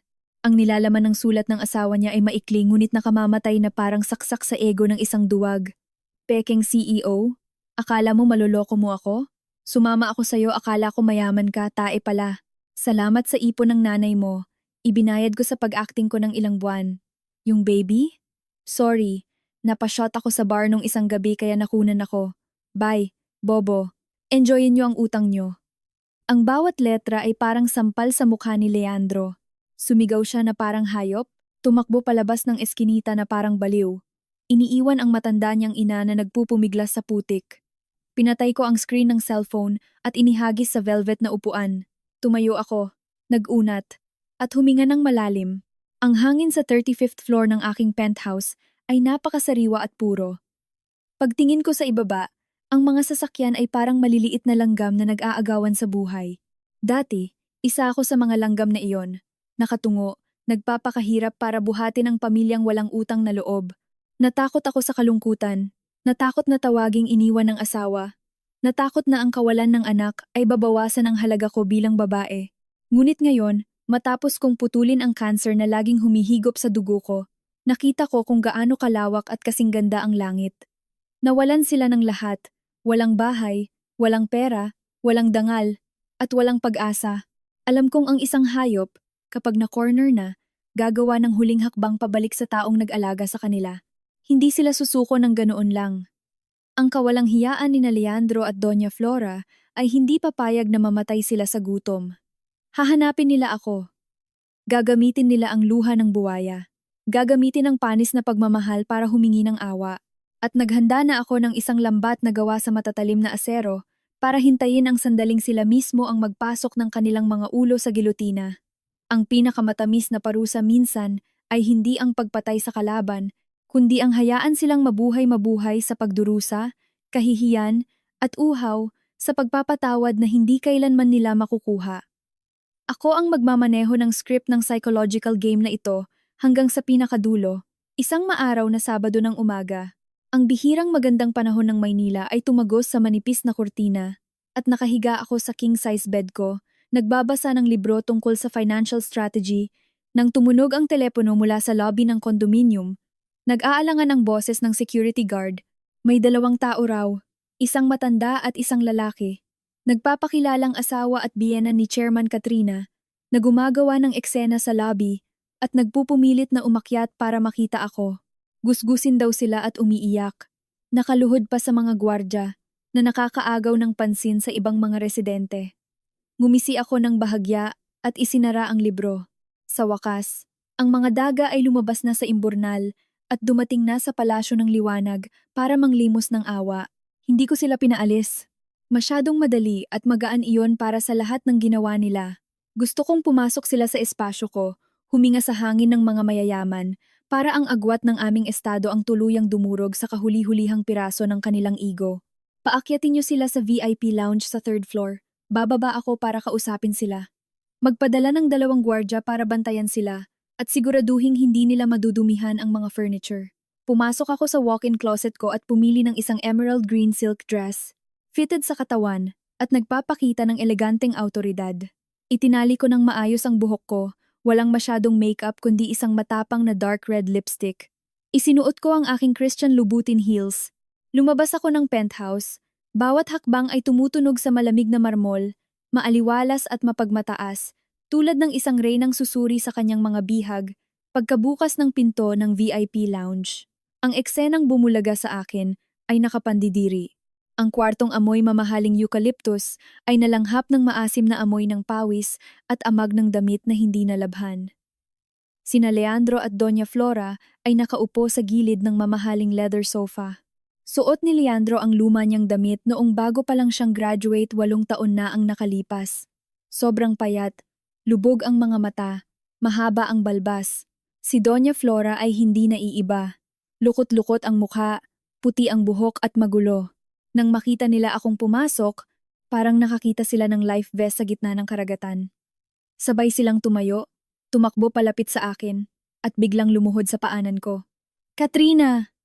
Katrina! Anak ko! Maawa ka. Nagmamakaawa ako sa'yo. Maawa ka sa matandang ito. Maawa ka kay Leandro. Nagkamali ako. Nabaliw ako. Naengkanto yata ako kaya ko naiuwi ang demonyong babaeng yon. Kinuha niya lahat ng pera ko. Ngayon nakatira kami sa squatter. Wala man lang pambili ng bigas. Chairman ka na. Ang yaman mo na. Ang ganda ng bahay mo. Maawa ka naman sa amin. Bigyan mo kami ng daan para mabuhay. Alam kong mali ako. Luluhod ako sa iyo at hihingi ng tawad. Habang nagsasalita, pinagpupukpok niya ang kanyang dibdib at isinubsob ang kanyang ulo sa carpet, paulit-ulit na humalik sa lapag hanggang sa mamula ang kanyang noo. Si Leandro ay nakaluhod din sa tabi niya. Ang 2 nanginginig na kamay ay pilit hinahawakan ang dulo ng dress ko. Ang mga luha ng buwaya ay sunod-sunod na pumatak sa kanyang pisngi. Katrina, asawa ko. Mali ako. Nalinlang ako nung baliw na yon. Ginayuman niya ako kaya ako nawala sa sarili at naging masama sa'yo. Pinalayas ko na siya. Hindi ko na kailangan ang peking anak niya. Simulat sa pool. Ikaw lang ang nasa puso ko. Tingnan mo. 8 taon tayong nagsama noong mahirap pa tayo. Pinagpuyatan mo ako sa ospital. Hindi mo pwedeng itapon ang pagmamahal na iyon. Bigyan mo ako ng isa pang pagkakataon. Babawi ako. Magiging janitor mo ako. Magiging driver mo. Huwag mo akong patayin. Hindi ko mababayaran ang 20 milyon na yon kahit magtrabaho ako habang buhay, Katrina. Tumayo akong parang estatwang gawa sa yelo. Malamig na ipinagpag ang dulo ng dress ko para tanggalin ang maruruming kamay ni Leandro.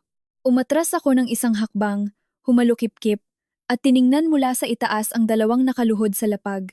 Ang awa nila ay hindi gumising sa kahit anong simpatiya sa akin, kundi nagpaduwal lang. Kapag bumubuka ang bibig nila, puro pag-ibig ang lumalabas. Pero ang totoo, ang hinihingi nila ay hindi pag-ibig o kapatawaran. Ang hinihingi nila ay pera, kapangyarihan, at kaligtasan mula sa mga utang na sila mismo ang gumawa, pag-ibig at pagmamahal. Asawa ko, Leandro, hindi ka ba nandidiri pag tinatawag mo ako niyan?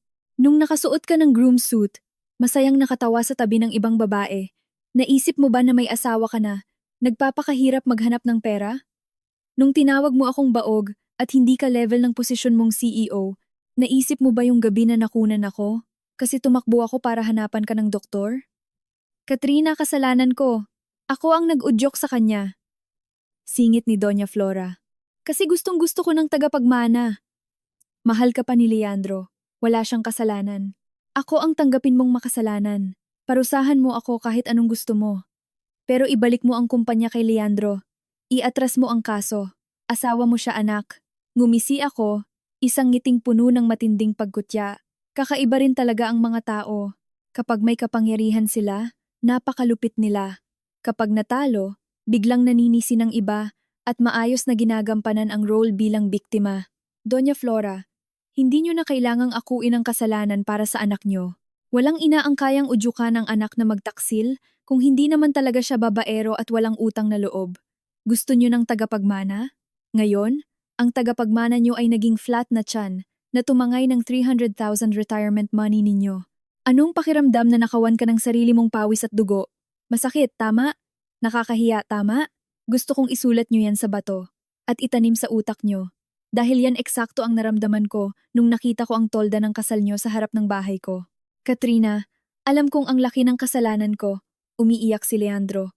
Hindi ako humihingi ng agad na kapatawaran, pero bigyan mo ako ng panahon, patutunayan ko. Kinuha mo na ang bahay, na-bankrupt na ang kumpanya, nawala na lahat sa akin, sapat na parusa na yan. Mabuti kang tao. Lagi mo akong pinuprotektahan. Iligtas mo ako ngayon lang. Pag nakulong ako, mamatay ako. Tumingala si Leandro. Pilit kumakapit sa dating kabaitan ko sa nakaraan. Akala niya kapag umiyak siya at nagmukhang kaawa-awa, palalambutin niya ulit ang puso ko tulad ng dati. Masyado niyang minamaliit ang pagbangon ng isang babaeng itinulak na sa impyerno. Sapat na parusa? Leandro, ang parusa ko ay hindi produkto sa palengke na pwede mong tawaran. Akala mo ba ang pagkawala ng bahay na ako ang bumili? At ng kumpanyang ako ang nagtayo ay bayad na sa utang mo? Purita ka dahil mulat sa pool, wala ka naman talaga. Tinanggalan lang kita ng mga mamahaling damit para bumalik ka sa pagiging isang walang kwentang hampas lupa. Mabuting tao? Ang kabaitan ko ay namatay kasama ng anak na hindi pa naisisilang noon. Ang nasa harap mo ngayon ay hindi na ang masunuring asawang si Katrina, kundi si Chairman Katrina Villanueva ng Imperio Group, ang taong may hawak ng buhay at kamatayan mo. Ang hangin sa VIP lounge ay naging sobrang lamig at puno ng kawalan ng pag-asa. Nanigas sina Leandro at ang nanay niya. Ang mga hikbi nila ay nabara sa lalamunan. Naintindihan nila na ang pader sa harap nila ay hindi masisira ng mga walang kwentang pagmamakaawa. Na-corner sila sa pader at hinubaran ng mga kasinungalingan. Naghihintay na lang ng huling saksak at handa na ang pinakamatulis na kutsilyo para tapusin ang lahat. Tumutunog ang gintong pendulum clock sa dingding. Bawat segundo ay dahan-dahan at malamig. Lumapit ako sa marble center table. Kinuha ang leather briefcase na inihanda ng assistant ko. Tumunog ang metal na lock. Kinuha ko mula sa loob ang isang makapal na folder na nakahati sa dalawa. Ibinagsak ko ito sa lamesa, sa harap ng nakadilat at takot na mga mata ng mag-ina. Ito na ang huling sagot ko sa inyo. Buksan nyo at basahin. Ano to, Katrina? Nanginginig na inabot ni Leandro ang unang folder na mas manipis. Pagbuklat niya sa unang pahina, bumulaga sa kanya ang bold na text. Petition for Declaration of Nullity of Marriage at Settlement of Properties. Sa ibabang kanan, nakapirma na ako ng blue ink, mariin at walang kahit anong panginginig. Nanigas si Leandro, lumingala sa akin. Annulment? Katrina, talagang tinatapos mo na tayo? Kinuha mo ang bahay, Kinuha mo ang kumpanya, ngayon pinipilit mo akong makipaghiwalay? Gusto mo ba talaga akong mamatay? Hindi ako pipirma. Kahit mamatay ako, hindi ako pipirma. Ako pa rin ang legal mong asawa.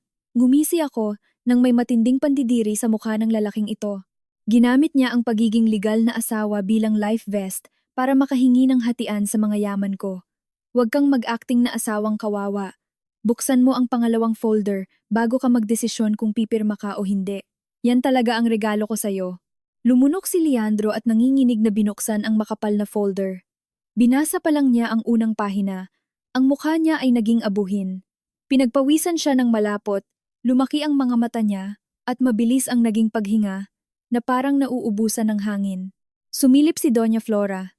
Kahit hindi siya nakakaintindi ng financial documents, sapat na ang mga red text at bank statements para magulat siya. Ano? To Leandro? Anong mga numero to? Malamig at dahan-dahan ang pagsalita ko. Para i-explain ko sa inyo, yan ang buong ebidensya ng internal audit ng Imperio Group laban kay Leandro noong CEO pa siya. Kasama riyan ang mga pekeng resibo, dummy corporations, at ghost contracts na ginamit niya para ibulsa ang pera. Pati na rin ang milyon-milyong pisong pinadala niya sa account ng babaeng heredera kuno bilang entertainment expenses. Ang total na kinurakot ng anak niyo ay 20 million pesos. Kay Katrina, pinaiimbestigahan mo na ako noon pa? Natrap mo ako? Sinadya mong hayaan ako para magkaroon ka ng ebidensya? Idinikit ko ang mukha ko kay Leandro at ngumisi. Trap? Leandro, ang taas naman ng tingin mo sa sarili mo. Masyado akong busy para gumawa ng trap para sa isang basurang tulad mo. Kasakiman mo ang gumawa niyan. Akala mo matalino ka at naloko mo ako para mabuhay ang kabit mo, pero hindi mo alam na bawat pisong ipinapasa mo ay nare-report sa desk ko araw-araw. Nagbulag-bulagan ako noon para bigyan ka ng ego boost. Pero nang ginamit mo yung perang yun para mag-uwi ng babae, ibabalik mo yan ng buong buo. Tumayo ako ng tuwid, 20 million. Ayon sa revised penal code, ang kasong estafa at qualified theft para sa ganyang kalaking halaga ay walang piyansa at may parusang aabot sa 20 taon na pagkakakulong. Ngayon, Leandro, binibigyan kita ng dalawang pagpipilian. Una, pirmahan mo ang annulment paper na yan at ang waiver na sumusuko sa anumang hatian sa ari-arian. Umalis kang walang dala. Pag pinirmahan mo, isushred ko ang audit file na ito.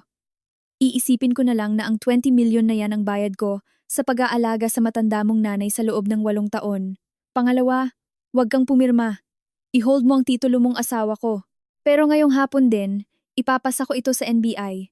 Huhulihin ka at si Doña Flora na nasa labas ay kailangang magbenta ng dugo at mamulot ng basura para lang mabisita ka sa bilibid sa loob ng 20 taon.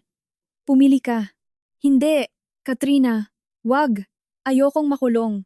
Mamamatay ako sa kulungan. Pirmahan mo na, Leandro! Nagpanik si Doña Flora, tumulo ang sipon. Kinuha niya ang ballpen at ipinilit sa kamay ng anak. Anak, hindi tayo mabubuhay pag nakulong ka.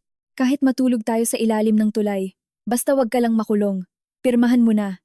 Katrina, anak, maawa ka. Wag mo siyang ipakulong, parang awa mo na.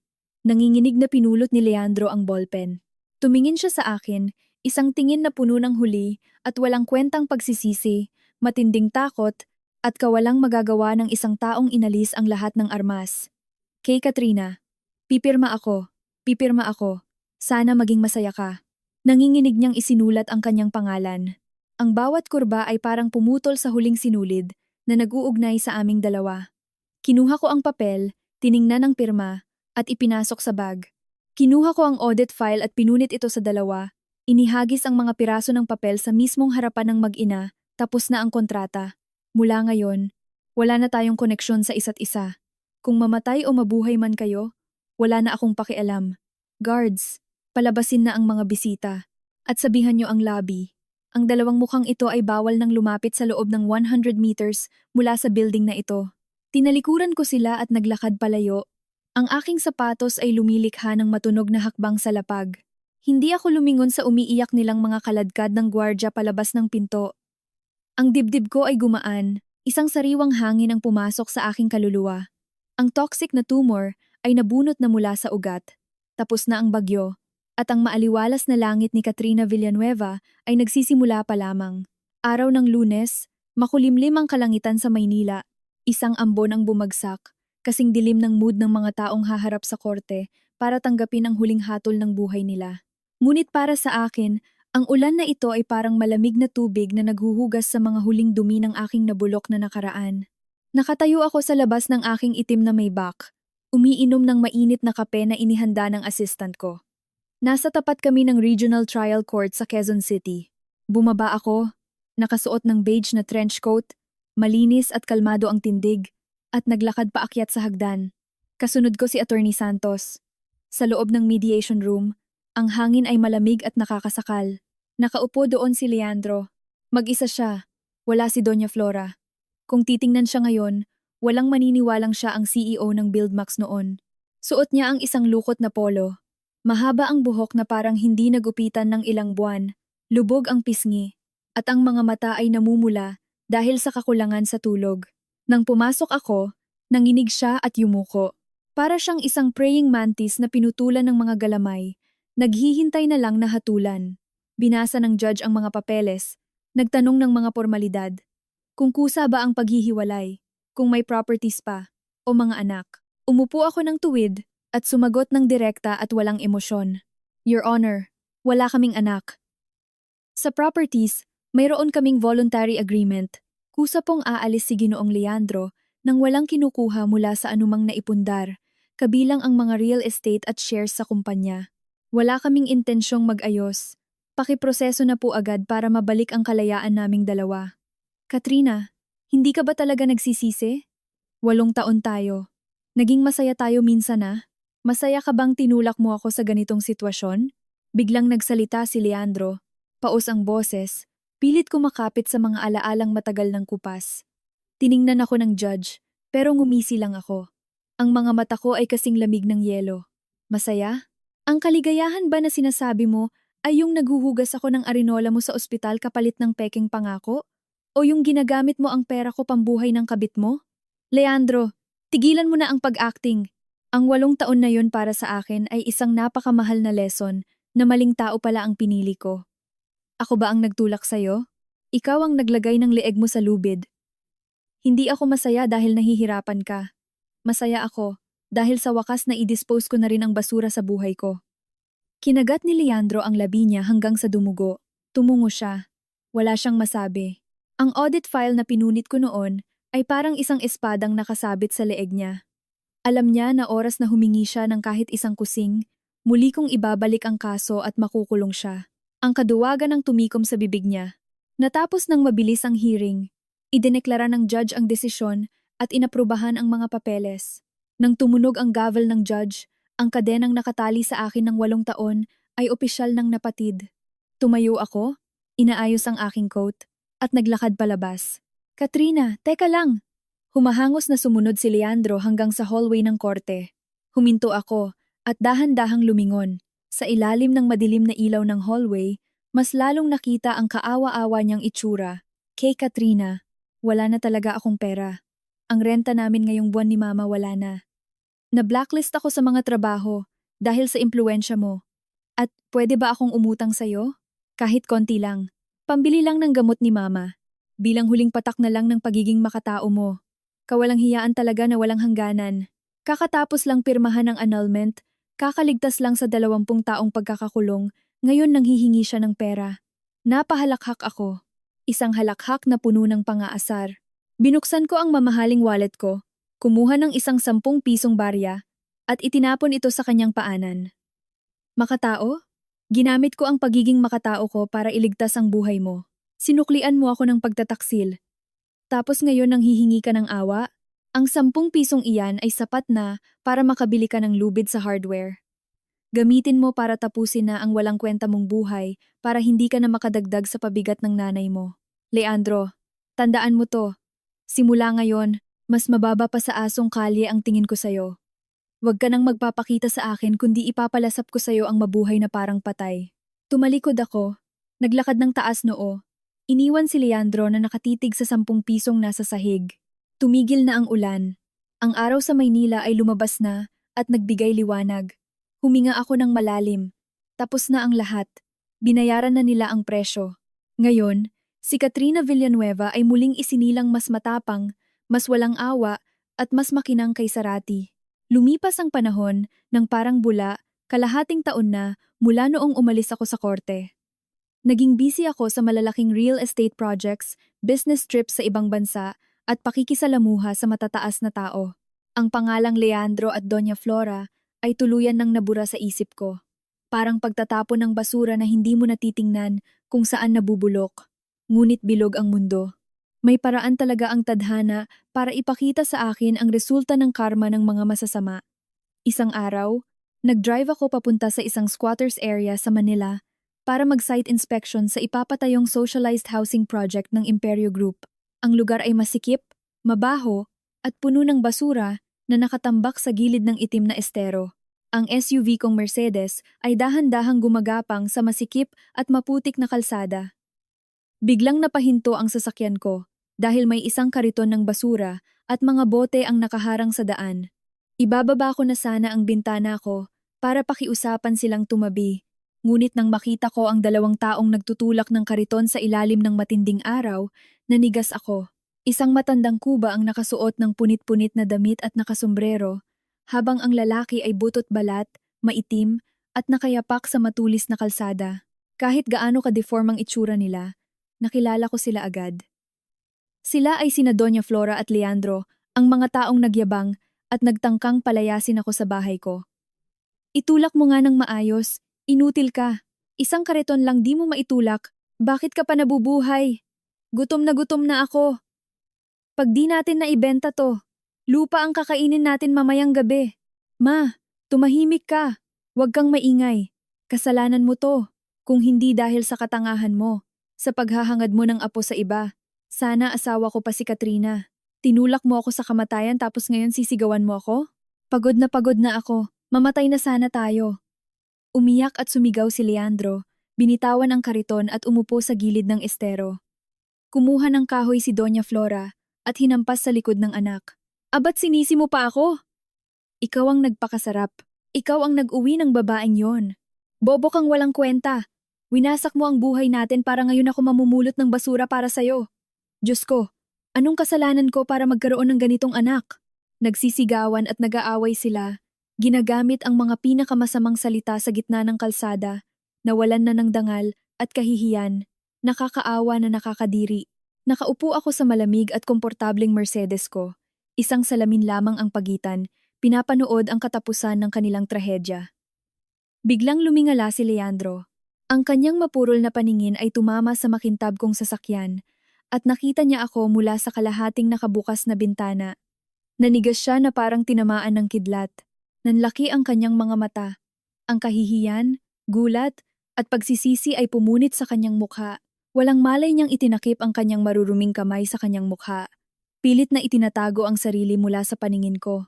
Nakita rin ako ni Doña Flora. Nalaglag ang sombrero niya. Kay Katrina, Katrina, Katrina. Nanginginig siyang humakbang. Gusto yatang humingi ng limos sa manugang na dati niyang tinapakan. Ngunit hindi ko sila binigyan ng pagkakataon. Para sa akin, hindi na sila tao. Isa na lang silang multo mula sa maduming nakaraan. Malamig kong pinindot ang button para isara ang bintana. Ibinubukod ang aking malinis na mundo mula sa kanilang mabaho at kaawa-awang impyerno. Umatras ka, driver. Dumaan tayo sa ibang kalsada. Ayokong madumihan ng basura ang gulong ko. Umatras ang Mercedes at lumiko. Iniwan ang dalawang figurang nakaluhod sa putik, sumisigaw sa kawalan. Ang karma ay hindi isang mahika. Resulta ito ng kasakiman at kasamaan. Ginamit nila ang kasakiman at sila mismo ang bumunot sa sarili nilang kakayahang mabuhay. Ang natitira nilang buhay ay magiging walang katapusang pagdurusa at panunumbat sa loob ng mabahong lugar na ito. Ito ang pinakapatas na bayad sa pagsubok nila sa limitasyon ng isang babaeng minsan ay nag-alay ng buhay para sa kanila. Lumipas ang isang taon. Isang maaliwalas na umaga, nakatayo ako sa balcony ng aking penthouse. Hawak ang isang baso ng red wine. Ninanamnam ang kalayaan. Ang buhay ko ngayon ay isang perpektong sining. Patuloy na lumalago ang Imperio Group. Sa edad na 35, nasa rurok ako ng aking kagandahan at karera, malaya at mapagmataas. Ngunit ang nagpapabuo sa akin ay hindi ang pera, kundi ang isang paghilom. 3 buwan na ang nakalipas nang ma-finalize ko ang adoption sa isang batang babae mula sa orphanage. Ang pangalan niya ay Malaya. Mayroon siyang napakalinaw na mga mata at ngiting kasing ganda ng araw. Ang pagdating niya ay pumuno sa sugat ng anak na nawala sa akin noon. Ang tawa niya sa bahay ang nagpalambot sa yelong nakabalot sa puso ko. Hindi ko kailangan ng lalaki para magkaroon ng pamilya. Ako mismo ang gagawa ng sarili kong pamilya gamit ang wagas na pagmamahal at pangangalaga. Ngayong hapon, biglang umulan sa Maynila. Nakaupo ako at may hawak na mainit na tsaa, pinagmamasdan ng mga sasakyan sa ibaba. Matagal na simula nang tumingin ako sa nakaraan ng may galit. Napalitan na ito ng matinding kapayapaan at pagpapakawala. Sabi nila, ang pinakamasakit na ganti ay paghihiganti. Ngunit matapos dumaan sa lahat, na-realize ko na ang pinakamataas na uri ng paghihiganti ay ang pagpapalaya. Pinalaya ko ang nakaraan hindi dahil pinatawad ko sila, kundi para kalagaan ang sarili ko mula sa bulok na koneksyon at magtanim ng bagong binhi ng kapayapaan. Dati akong tangang nagbigay ng lahat para sa isang lalaki. Ibinenta ang lupa, kinaya ang pagod, at itinago ang sarili para gawin siyang CEO. Akala ko, siya ang langit ko. Ang gantimpala ko ay isang tolda ng kasal at tawaging baog. Ngunit ang sandaling iyon sa harap ng tolda ang nagluwal sa isang babaeng bakal. Ang pagbangon mula sa putik, patungo sa pagiging isang lider, na nag-utos ng pagbagsak nila ay hindi himala.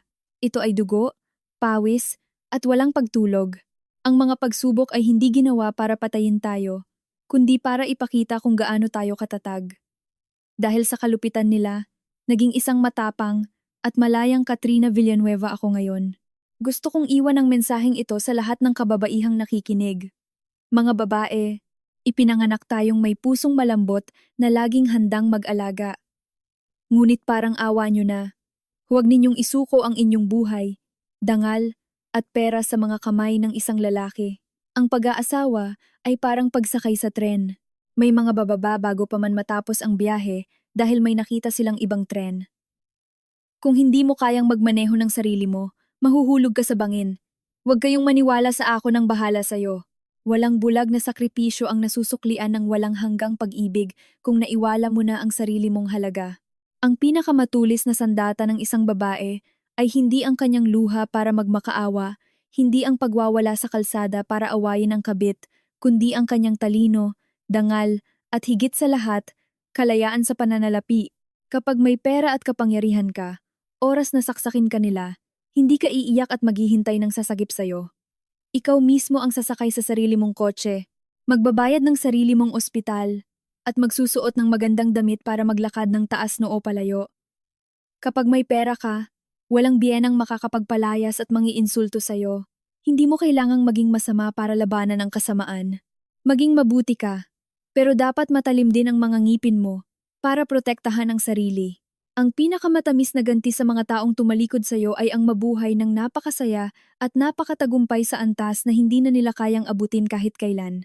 Hayaan mo silang tumingala sa iyo mula sa putikan habang nagsisisi sila habang buhay. Kung nasa baba ka ngayon, niloko, inagawan, o nasa isang toxic na relasyon, huwag kang susuko. Iyak mo ngayong gabi. Pero bukas, punasan mo ang luha mo, maglagay ng pulang lipstick, isuot ang heels mo, at harapin ang mundo.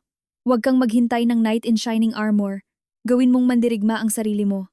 Ikaw ang reyna ng buhay mo. Huwag mong ibigay sa iba ang korona mo.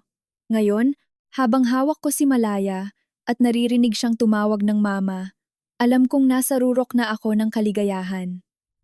Ang isang tunay na pamilya ay hindi kailangang may lalaki kung hindi ka naman niya irerespeto. Mga kaibigan, habang pinapakinggan ninyo ang kwentong ito, nakita niyo ba ang sarili niyo? Kung may naitulong man ito para magbigay sa inyo ng lakas, para putulin ang toxic na nakaraan, mag-iwan kayo ng komento. Malay natin, ang kwento ninyo ang maging sagip sa iba. Kung naging makabuluhan ito sa inyo, i-like at i-share ninyo sa ibang kababaihan. Huwag kalimutang mag-subscribe para muli tayong magkita sa susunod na mga kwento ng buhay.